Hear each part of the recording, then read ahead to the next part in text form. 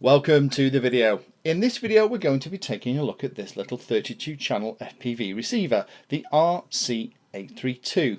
Now I've been looking at these for a little while because I've already been using a smaller version of a 32 channel receiver, and some of you may remember it from the other video, and it's this thing here, the RC832CH.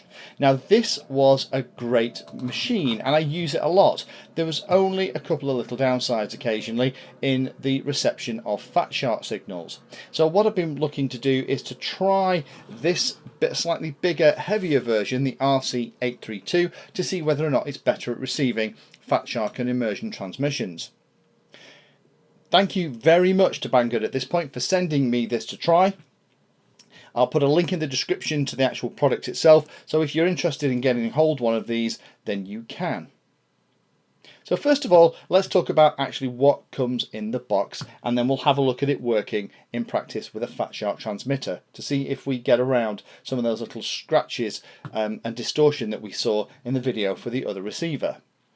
So in the box itself you get a couple of cables and the obligatory manual. So the cables that you get with it, you get RCA to a little jack at the bottom. There are two video outs here on the bottom of it, so you could use one to go to your goggles and another to a recorder or another set of goggles if you're doing something like a ground station or allowing somebody to view through a ride-along set of goggles, and you have the DC 12 volts in, so you really need to be running this off a 3S LiPo. The RCA connection that goes in the bottom is great, nice length on it. I will say however that they thought about it, because the RCA connections on here are the right sex to actually plug into the connectors on things like quantum goggles, so rather than you having to use an adapter or something else, it's all ready.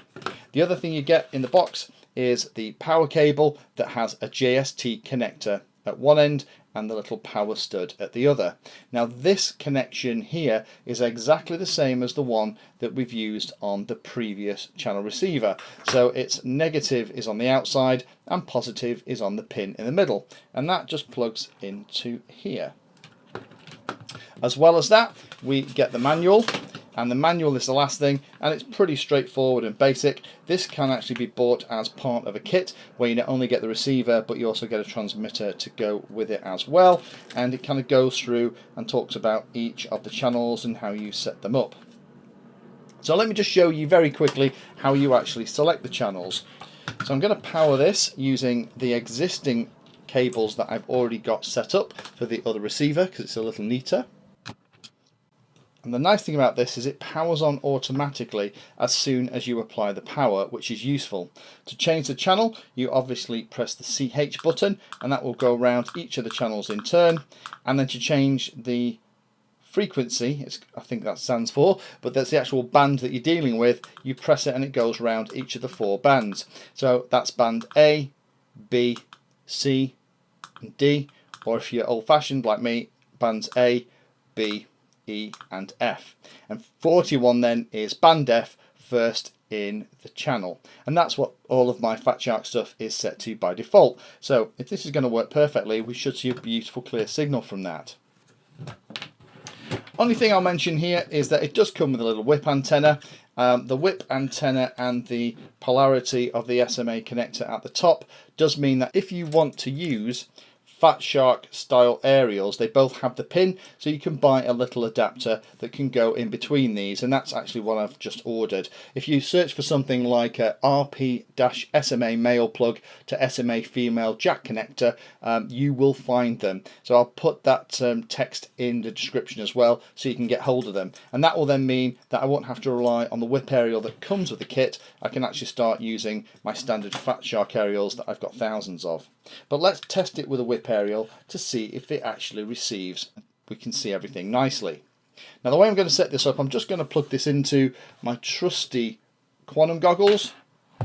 These are the kind of goggles that I'm talking about here, where they have a little screen in them that we can see. They have no receiver of their own, but they do have cables out the back. And this is the great thing here, in that the cables will actually fit directly into the cable that came with the receiver. We can plug that in, and we're ready to go. So let me just set this up and set up a FatShark transmitter, and we'll have a look at what it looks like in practice. So here we have everything set up. Just pulled the camera back a little bit so we can see what we're actually looking at. By sheer fluke, just as I was setting this up, Mr. Postman dropped off my adapter. So that's what that adapter looks like. So now it means that I can actually plug that into the top of the receiver, and it will also mean that the FatShark aerials will fit as well. So that's actually what it looks like, and it's only a couple of quid. You can find them in loads of different places. So perfect timing, because when we've done the video, this is going in the bag. Now, to actually power it up is pretty straightforward. Before we do that, I'm going to use one of these little FatShark transmitters. I'm going to stick it in the window with the camera looking out into the back garden. Not particularly exciting, but it will show us whether or not we're going to get that same distortion that we saw on the other cheap little 32 channel receiver with a FatShark transmitter. So let's power everything up. We're going to be using these Quantum V1 goggles just because they're nice and easy and clear to see on a video. So make sure all the aerials are on. Let's power up the goggles first of all. We should just get static, which we do. Then we're going to power on the receiver. And we're just going to get static right now. I'm going to leave it slightly facing towards the camera because I'm just going to plug in the FatShark transmitter itself.